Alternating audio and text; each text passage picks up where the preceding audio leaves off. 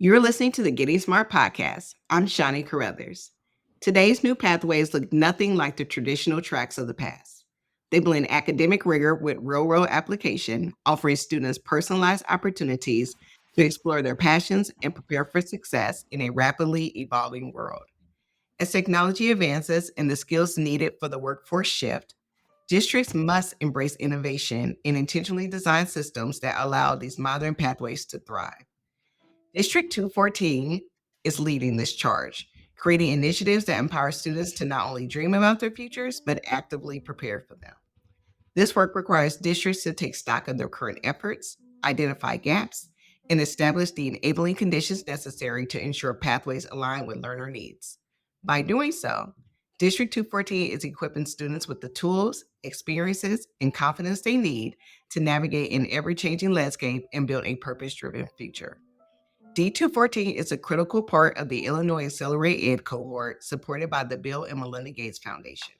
Accelerate Ed is built on the idea that high school can provide early access to quality higher education in ways that incorporate work-connected learning and have long-term benefits for students. This initiative helps state-based groups plan and build accelerated pathways between K-12 education, post-secondary education, and careers. Today, we're joined by Lazaro Lopez, Chair of the Illinois Community College Board and Associate Superintendent for Teaching and Learning at High School District 214. We're also joined by students Ayanna and Georgie. Welcome all. How are you all doing today? Hi, Shawnee. Thanks for having us. Yeah, of course. I'm so excited. You get to interact with students, of course, all the time. But anytime that we get to interact with students and have their voice here on the podcast, it's always a great day. And Georgie, we're so excited to learn from you. And Georgie, I'll start with you. You are a senior at District 214. Can you tell us about your pathways and just what you love and in what ways have you benefited? Yeah, so I always knew that I liked building stuff from a pretty early age. So going into high school, obviously seeing the crazy amount of engineering and STEM courses that Hersey had was pretty fun. But what I really liked over the last 4 years was how easy it was to shift. So I started off, I took an intro class, which I think is now required, but wasn't at the time. And I've taken IT classes, aerospace classes, computer science classes, and it's really allowed me to try out a lot of different fields rather than just stick to one the whole time. I started off really thinking I wanted to do computer stuff. And I took a lot of computer science classes, and then I went maybe a little less computer stuff. So for me, D214, I really liked its flexibility in its pathway programs. So I'm going to ask a couple of follow-up questions because I'm really intrigued when you said that you went in thinking like computer science or computer stuff. That was where it was. And you're like, not so much. Yeah. So what made you think that computers were for you? And then what made you think that computers weren't for you? So I started off my freshman year, I took that intro class, right? And I did my own little tinkering stuff. And then my freshman to sophomore year, I took an internship. And I interned at Ford General Motors, a car dealership, mirroring an auto mechanic, which I thought, being a mechanic, super cool, going to learn a bunch. And they wanted to give me the full hands-on experience. So my first 3 days were 3 full shifts. I think it was like 8 to 5 every day working as an auto mechanic. And it was hard. It was a lot of physical labor. And I'm like, I don't really love this. So after that, then I took an aerospace class in my junior year. I'm like, okay, I really need to see if I like computer stuff. So I took 2 IT courses. I took an in-school internship for it, dove all the way in, and said, I've done a lot of this. I'm not really excited about this. What else is there? So there's been a couple different times where I've tried something. There's a lot of opportunities to try it. And then if I don't like it, I can always switch to something else. Tell me how valuable that was for you. Because if you were like, I'm going to be an auto mechanic, and had you not had that experience of those 3 shifts, like, what do you think would have happened if you did not have that experience and you continue down that journey without having that application? Honestly, I think I would have wasted a lot of time because there's a lot of effort that goes into any field of engineering and a lot of specialty knowledge that you have to learn. And if you never actually try out what you would be doing once you gain that knowledge and you don't like it, it could be a lot of wasted time and energy. And money. And I'm sure, Ayanna, I don't want to speak for you, but maybe you agree. I want to hear more about your pathway and your experience. Ever since I was a little girl, I come from a Middle Eastern household. So this idea of becoming a doctor was already like a thing in the air for me. But just to give some context on what got me into my career pathway, it's a funny little story, but all of my mom's side lives in Australia. So we went and visited, and my older cousins were playing surgery simulator games on coolmathgames.com. I thought that was really cool, and I was so intrigued by this idea that, oh my god, there's doctors out there that just cut into you and fix you up if you have some sort of disease. And then I took that with me back home, and all I would do was play those cool math surgery simulator games on my PC. And then that eventually translated into me creating a YouTube account and saying that my birth year was 1930 so I could bypass the age filter to watch live surgeries online. Yeah, it's a quite the discovery I made. And this, mind you, was all when I was like 9 or 10. And so I knew from a very young age what I wanted to get into. So I'm actually on the opposite side of what Georgie was saying because we have a handbook with the courses that are offered that fit within the pathway. I actually really liked the organization of that. And it was really helpful for me to know what steps exactly I needed to take to actually properly build up my knowledge of the medical field. It started with 2 intro courses. So I took Intro to Healthcare 1 and Intro to Healthcare 2. Then you build on with that with a college dual credit course called Medical Terminology. And really, you start to dip your feet into the water and really understand. First of all, medical terminology is like its whole own language. So, first, you get to see like a sneak peek of the rigor that goes into being pre-med or like going into the healthcare field and what that looks like. But then also, I don't know, from then you go into the certified nursing assistance course and you put all of that into action and apply it to real life situations. And so I really appreciate that organization. It really helped guide me properly. And with the experiences of the certified nursing assistance course, I've been able to determine that I really do want to continue going into medicine. So that's my story. You look great for someone born in 1939. Let's Oh, be yeah. really Thank straight. you so much. But no, that's such an interesting story. And it sounds like you really took learning into your own hands. Do you think you would still be as interested in medicine if you hadn't done some of those hacks along the way with the surgery simulator and watching live surgeries, etc.? I think I still would have, honestly. In general, the way that I see myself is that I love to help others, and I'm a very big empath. And I remember even for my letter of recommendations, one big common thread between all of those letters were that I was very empathetic. And so my love for helping people, and I have this thing where I put others before myself sometimes. Like I could definitely see myself still fitting within that career pathway. So, And I'm glad that you brought up the fact that you're very empathetic because when you were talking about your family, I think you said your mom's side of the family lives in Australia. mhm. What has that done for you in terms of having more global empathy and bringing that into your pathways? Yeah, it's funny you mentioned that. So, in terms of connecting that to like my post secondary endeavors as well, and just like my plans in general, a typical pre med student actually goes into one of the 3 big sciences, right? So, they're going to go and major into biology or chemistry or physics. And so, I've actually taken a somewhat non traditional route, which is going into public health. And that kind of sprouted from like my background and my culture being a minority in the Middle East. Even I'm Assyrian. We don't really get much recognition in terms of like media or like what our traditions and values are as a community. And seeing what's going on in the world right now, especially in that region, not to bring politics or anything into it, but like just seeing how many people are being affected by these things, like it really wants me to continue to learn and really bring in my personal experience and my voice to it while also trying to help others. And Lots, I love what Ayanna and Georgie are saying, like how they've been able to really source themes for their lives. Whereas Ayanna is talking about healthcare and Georgie is talking about engineering. But more importantly, George is, I like to build things or I like hands on. And Ayanna's, I like to help people and understand that that can look different in any context or any pathway. And so, Laz, for you, one, I want to hear about your own unique pathway because I think sometimes we forget as leaders, we have a unique pathway as well. And we'd love for you to share about that. And then, two, as you think about your own Pathways program and how unique that is and listening to these students, what is making you most proud about the work that you all have been able to do so that we have students like Georgie and Yana who have some clarity? Yeah, I would just start there. They are just both so impressive, and they are the epitome of what we've tried to build over the last decade here in the district. Just that students can discover their future And sometimes, like you said earlier, the process of elimination to figure out, like Georgie did, what they really wanted to do, or students that walk in and they're already excited and engaged. It is just so powerful. It just brings me joy listening to each of them. The work really started to some extent from my pathway because I did not become an educator until I was almost 30 years old. And so I have had quite a few different jobs. I grew up in the city and I was in the military for several years, and I did not actually earn my degree until much later.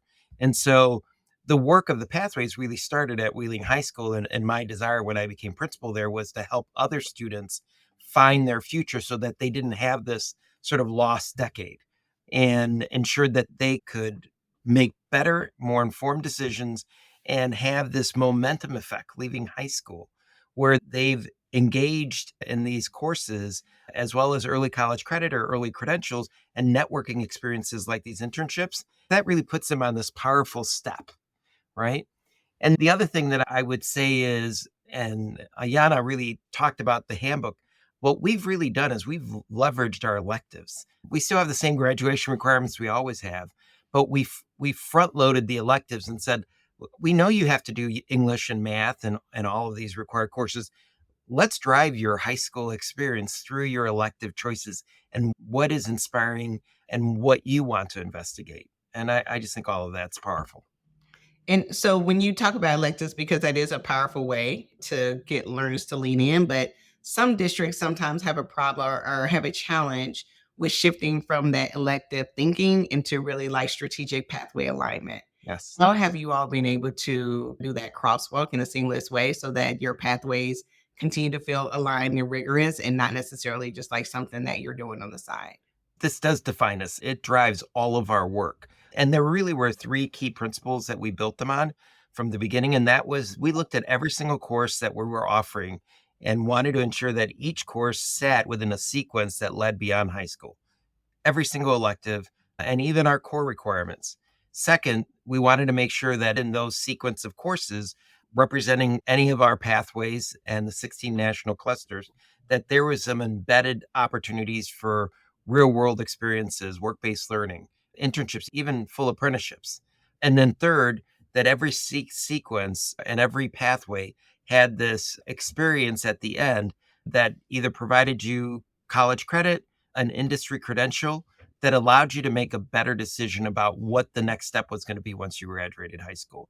And so that was all strategic. And I think most people would be surprised to learn it took us probably 3 to 5 years to implement each pathway. And we only did probably 1 or 2 pathways per year, which is why this has really been over a decades long effort. Georgie, as we're thinking about this ramp up to the different pathways that exist and how the handbook is aligned, et cetera, to make it really clear, I want to go back to middle school for a second for you and Ayanna, and just thinking through how prepared you felt to make a pathways choice or to be more informed around career connected learning before you got to high school. Georgie, do you feel like you received some great information? Do you feel like you had some good exploration in middle school that prepared you to be a little clearer in high school? I think I'm a more rare case. Like I knew in middle school, maybe even earlier, that like I wanted to build stuff. I built an electric bike. I tried getting into 3D printing. We did have a program through Hersey. We designed drones on a CAD program and then caught them on a CNC machine and got to fly them around. And with that, I got to meet the teachers. I got a sense of that whole community. But I had a good idea going into it that I wanted to go into engineering. Ayanna, what about you? In middle school, I went to MacArthur Middle School, and I knew exactly what I wanted to do, like Georgie. Like I always knew I wanted to go into healthcare. But in terms of like opportunities offered at my middle school, there weren't many. I remember really the only electives that we could probably do were Spanish, vocal instrumental music, and maybe like consumer education and some sort of introductory technology class, but we really didn't know much about like electives until like I forgot what they're called, but when they introduce you to high school, like the orientations and stuff, like that's when we really got introduced to, oh, there's classes specifically for a certain career that you want to do, and you can take that in high school. And so that's how I discovered that was a thing. But other than that, I didn't know there was even opportunities for that. Yeah. And Laz, what opportunity are we missing when we don't necessarily create a stronger connection between middle school and high school in terms of career-connected learning? Yeah, so you really want to be able to take full advantage of all of the offerings in high school and get started as soon as able. Illinois is one of those few states where we have independent school districts. We only have high schools in our district. We have 8 sender school districts that we work with. We do try to create some opportunities. For example, we have some programs specific in engineering and manufacturing where middle school students are coming to the high school campus, but we certainly think we could be doing more in our partnership with the middle schools. I will say that as we've developed our career pathways, the middle schools are significantly more interested in trying to align and create opportunities for students to explore and understand what's coming. Yeah. I'm sorry, Ayanna, were you about to add something to that?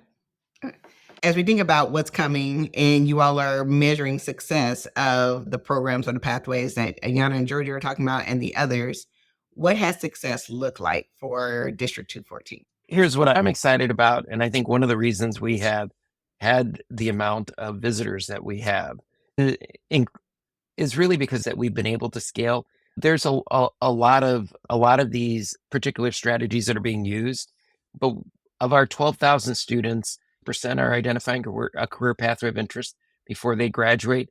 We actually have 92% are in college classes and 84% are earning college credit by the time they graduate. Our average student is earning anywhere from 8 to 15 semester hours of college credit before they walk across their stage. And it's not because we have any interest in being a college or replacing that experience. It's because we want to create that level of self-efficacy, particularly for our first-gen students who may not know that they belong on a college campus or that they belong in a career pathway, regardless of what kind of post-secondary training it requires. We want them to have that belief that they can be successful. That's what the purpose of that is. And so we're very excited. And the other piece is we have over 1,500 partners that are working with us to create these unique experiences for our students. And half the students are graduating with a work-based learning experience. I think that those are some of the metrics that we're proud of that really make me excited about the work that we do. Yeah, and speaking of partners, Ayanna, you're currently in the internship Lutheran Nursing. What was that experience like for you? Yeah, prior to this internship, actually, so this is the first year that I'm doing a D214 internship, and I'm really glad I did it. Prior to that, though, I got my certification in nursing assisting. So before even getting into the hospital environment, I was more exposed to a retirement community, and I was able to, through the CNA class that was offered through Harper College at Wheeling High School, I was able to earn my state certification to go work as a nursing assistant. And when it came down to doing this internship, it was really helpful for me. They had me doing some really basic things at first, like restocking supplies, going around and talking to different patients in their rooms, and I was on the surgical unit. So a lot of them were post op patients or pre op patients. And it was really great. I got to get to know the care team and everything. And so, what it really came down to for me at least, was less about gaining skill because once they discovered that I was a CNA, they allowed me to do a lot more. They started letting me take blood glucose. They also started letting me take vitals, repositioning patients in the bed. And what it really came down to was the connections and the networking that I was able to get myself into. And I think that's really important. My intern supervisor, Miss Georgia Pashos, I love her so much. She's absolutely the sweetest person I've ever met, for real. But she's trying to get me hired at the hospital to be a nurse care tech and in mother baby too, on the mother baby unit or within pediatrics, because Lutheran also has a children's hospital. And so she's been very open and very supportive about giving me a referral or trying to get me a job. And I've been looking to get a job at the hospital, transition out of the nursing home environment. And through this internship, I've been able to make the connections, and it's really been beneficial. And so I'm in the process of making that transition right now. Yeah. And Georgie, as you're listening and we're listening to Ayanna talk about just for that particular example, the lady at the hospital who is advocating on her behalf to help her. And as you think about that from your perspective, who do you feel like in industry has been really instrumental in helping to push you forward? And then what has that investment or that connection to those kind of networks, what has that done for you? Or why do you feel like that might be valuable for other learners? So I have less connections to actual people in the industry, at least like involved with D214. I know some people who are, but at D214, the engineering teachers, I go to them for pretty much anything, and they've always been around. Yeah. Last year, I made some of my closest friends. They're away at school now, but we would have completely random project ideas. Like we put a fake flux capacitor in their car, built rockets, some things that I shouldn't probably talk about on the podcast, but they were a lot of fun, right? And they revolved around a pathway. And any question we ever had, the teachers were there to help us with it. When I first got into 3D printing stuff, which I do too much of now, it was one of our teachers that initially showed me. I made a CAD model for it, and using printers at the school, he talked me through it, taught me what to do. And another thing, Hersey has a partnership with Fusion, which none of you guys probably know, but normally it would cost me over $1,000 a year to use this program, and I could use it for free, which is really nice, which has led to a lot of like independent learning. So even though I'm doing all of this stuff on my own to try to teach myself things, I've always had all those engineering teachers there that if I ever had a question, I could always reach out to them. I had a letter of rec from them. If I needed any referral for anything, they're the people I'm going to ask for it. So although they're not working currently in the industry, some of them have, and they have that experience, and they're always there to help with questions. Laz, this makes me so happy to hear the things that they're saying, whether it's someone directly connected to industry or, as Georgie was saying, even the teachers inside of the building, how the adults are using their connections and resources to create real social capital for learners. And as Georgie was saying, he's correct in terms of some of these programs can be a real barrier for students like Fusion because of the cost, but how they get access to them, which, like he said, fosters independent learning. And so as you're hearing all of those kind of outgrowths from these learners who are part of the Pathways program, are those that kind of, we'll call them testimonials, are those the testimonials that you expected to hear when you set up this program, or are you surprised even by what the learners are sharing? I want you to know, I am always impressed and always surprised. It's just so exciting because it just takes on a life of its own. And Georgie and Ayanna are wonderful. And I know there's literally thousands of other students that are going through the same experiences. And it's really just because our community has stepped up, our employers have stepped up, and our teachers have stepped up and embracing what really wasn't a traditional role for a high school. It changed the conversation from what do we need to do to graduate high school to how are we a purposeful and relevant step in the independent growth of this young person so that they can fully access their potential, so that they can realize who they want to be. I think that's powerful. I'm always impressed and excited and surprised of all the wonderful things that are happening. I love these stories. Just thinking about all the opportunities, it just took me back for a second, Georgie, at the very beginning when you said that even within the pathways, you feel like there's space to like shift and whatnot and to have different experiences. And so do you feel like you were able to fully take advantage? I know you say you like to build and you explore all up and down the engineering pathway, but do you feel like you had the space or the opportunity to learn about the other pathways while in your current programs, or do you feel like siloed? I feel like I was still pretty exposed to it because in the first 3 years, you're required to take a lot of core classes. And then as you progress, obviously, you get more electives. So in those core classes, I would hear a lot of stuff secondhand about the other programs. So it wasn't like I felt isolated. I personally never had an interest, but I always heard of the law path, the medical path. So you hear a lot about it, if not from the school itself, from other students. And then we've always had fairs and flyers up in the hallways. A big thing with Pathways, which I'm sure there is in other schools, but especially at Hersey, is there is a club for absolutely everything. So I would always see all these different clubs for every different pathway up. So I never really felt blinded into engineering. I always felt like there was something else that I could try if I ever wanted to. As you were talking about the different industry leaders that you interacted with, and I'm sure they talked to you a lot, whether you were at the retirement center or at the hospital and all the different spaces you've been in, what's some of the advice that those industry leaders are giving to you? Some really good advice that I got, especially as a certified nursing assistant, really, is I am empathetic, but sometimes it's really hard to see different kinds of perspectives from people. And so one thing that like my boss told me basically is like when you're taking care of people, especially because when I was working in the nursing home, right?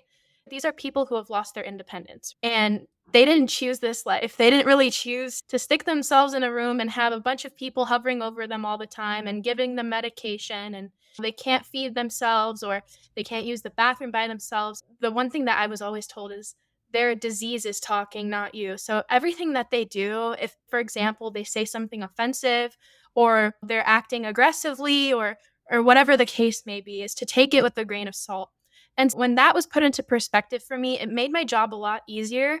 And I really appreciated that because I'm sure not only in the nursing home communities are you going to see that, you're going to see that in every kind of specialty and every kind of field within medicine, that there's going to be very difficult people to work with. And you just have to understand where they're coming from and what the context is and whatnot. And I've definitely been able to apply it outside of my job. I've been able to look from that perspective in multiple different situations. Yeah, no, definitely. I know I was like taking notes. I'm like, that's a real world application. Ayanna's doing some mic drops here. No, totally, really appreciate your ability to use it within your context and then outside in other aspects of your life. Georgie, as you think about the conversation you've had with teachers or even maybe at Ford or any of the experiences you had, what is advice that you've gotten from other adults in the field? I've gotten a lot of advice in getting to know these teachers through robotics, which is a team we have. We build battle bots, blow them up. It's great. One thing I've always really liked is they always emphasize keeping things simple, which we would apply to some kind of design that you're trying to make. Let's say we were making a weapon for a robot. We had way too many struts, didn't need it. It was too heavy. What can we do to make it more efficient, make it easier? And I took that to everything that I did. What can I do to keep things as straightforward as possible? Do I need to do all of these things or do I only need to do this? Something else I always really liked was they always told me there was something more to learn. No matter what we were working on, there was a guy who did it on YouTube. There was some chat in Reddit. There was some random guy who was a friend of someone who knew something. That idea that there's always the information out there, it just depends on how hard you look for it, I also think was really valuable. And another thing, especially with robotics, was leading people by collaborating with them, not necessarily telling them what to do.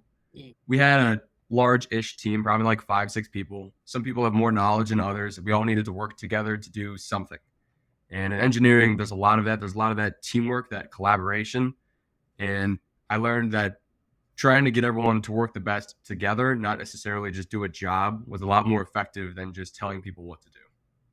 So that's some wisdom that I gained from people giving me advice. And that wisdom is real. Ayanna is doing the finger snaps, so it's Liz. We appreciate that. Keep it simple. As Liz, solid advice from both of these young people. And just leaning in a little bit on what Georgie is saying about keep things simple. It seems like that's what you all have done at District 214, and students are directly benefiting from that. So how did District 214 manage to keep it simple? I think we kept it simple because we started small and we started in our areas of strengths and we expanded based on student interest and student needs. And we know that students are using these pathways to explore and discover. And we can't do it all. And we can't create sort of a pathway for every single job.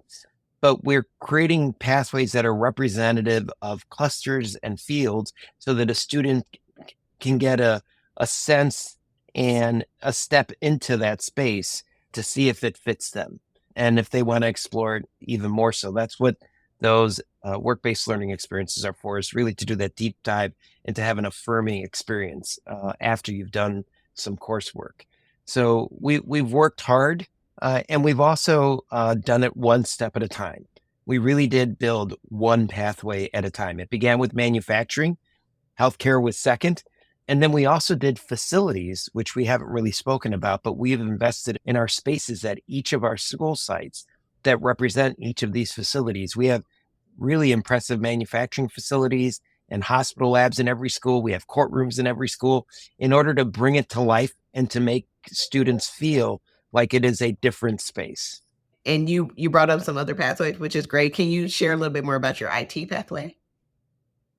Certainly, yeah. So the IT pathway really began, when we started work with the IT pathway, we had maybe 1 or 2 sections of AP Computer Science. Like, it was dying on the vine. There was like a handful of kids and I wasn't sure why weren't there more kids interested, because there was all these scholarships out there and jobs.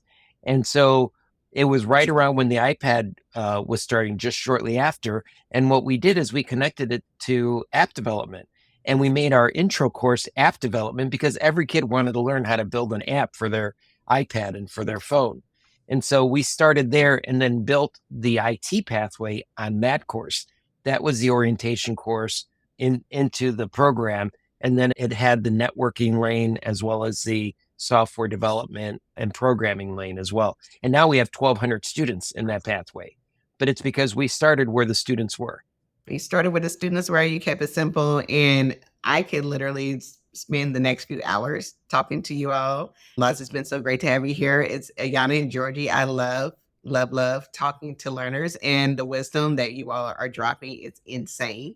So I'm just, you all continue to make the case that we talked about in the intro about in this ever-changing landscape that we call work, that we have to start doing things differently. And it is evident that things are shifting just by the conversation we've been able to have with Ayanna and Georgie today. So thank you for your time, and thank you for sharing with other learners about the benefits of pathways. Thank you, Laz, for your contributions as well. We'll continue to follow your journey, root for you all, Ayanna and Georgie, and thanks for being here on the podcast today.